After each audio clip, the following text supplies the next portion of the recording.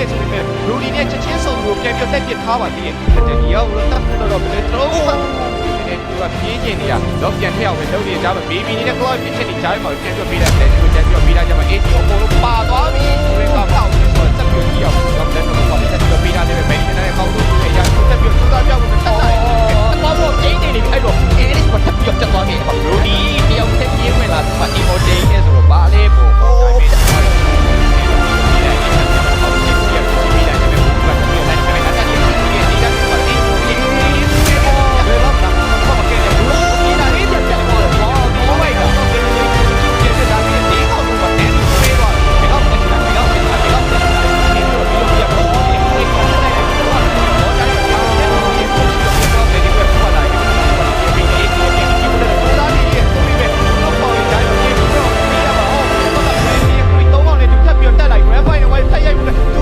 ကြားရပါနောက်ဆုံးကင်းနေတယ်ပြန်ပြီးတော့ကာချင်သေးတယ်ဆိုပေမဲ့လည်း